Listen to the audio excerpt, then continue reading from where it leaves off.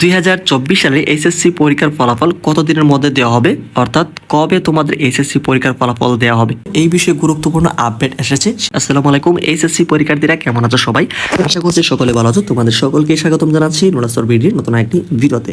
তো তোমরা একটি বিষয় অনেকে জানতে চাচ্ছ, তোমাদের যেহেতু এখন পরীক্ষাটা হচ্ছে না, সেই ক্ষেত্রে তোমাদের এইচএসসি পরীক্ষার ফলাফলটা তোমরা যে পরীক্ষা দিয়েছো তার আলোকে, অর্থাৎ সেখানে তোমাদের মূল্যায়ন হবে যে পরীক্ষাগুলো দিয়েছো। এছাড়া তোমাদের বাকি যে পরীক্ষাগুলো হয়নি সেইখান থেকে তোমাদের সাবজেক্ট ম্যাপিং হবে।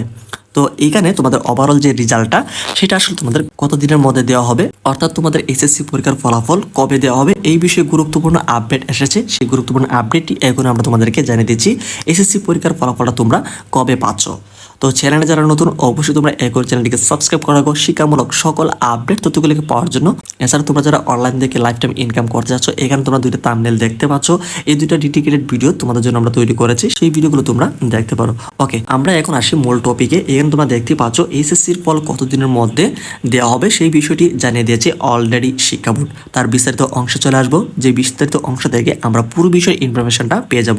এখানে দেখো, শিক্ষার্থীদের তীব্র আন্দোলনের মুখে এইচএসসি সমমানের স্থগিত হওয়া পরীক্ষাগুলো বাতিল করা হয়েছে। আগামী 40 দিনের মধ্যে এ পরীক্ষার ফলাফল প্রস্তুত করে প্রকাশের রূপরেখা ঠিক করা হয়েছে বলে জানা গিয়েছে।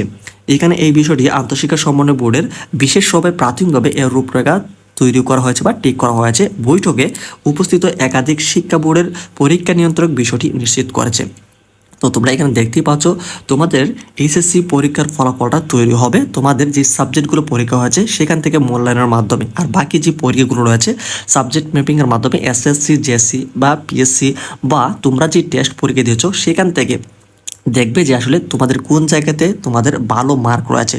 যদি তোমাদের এসএসসিতে যদি তোমাদের খারাপ রেজাল্ট থাকে, তাহলে জেএসসি থেকে তোমাদের ভালো রেজাল্টের মাধ্যমে তোমাদেরকে যে সাবজেক্ট ম্যাপিংটা কিন্তু করা হবে। এছাড়া যদি জেএসসিতে খারাপ থাকে এসএসসি থেকে নেবে, আবার এসএসসি জেএসসি যদি খারাপ থাকে তাহলে তোমাদের যে পরীক্ষা দিয়েছো টেস্ট পরীক্ষা সেখান থেকে নেওয়া হবে। এছাড়া তাও যদি না হয়, তোমরা যে বাকি 60টি পরীক্ষা দিয়েছো এইচএসসি যে ফাইনাল পরীক্ষাতে, সেখান থেকেও তোমাদের নাম্বারগুলো নিয়ে দেখবে যে আসলে ভালো হয় কিনা।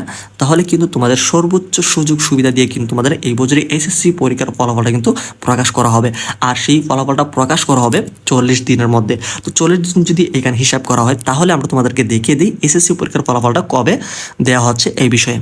তো তোমাদের এইচএসসি পরীক্ষার 40 দিনের ভিতরে যদি আমরা মাস হিসাব করি, তাহলে আমরা দেখতে পাচ্ছি এইচএসসি ফলাফলটা তোমরা এখানে পাচ্ছ। এইচএসসি 2024 সালের রেজাল্ট অক্টোবর মাসের প্রথম সপ্তাহে সারা দেশে ফলাফল প্রকাশ করার প্রাথমিক একটি সিদ্ধান্ত হয়েছে।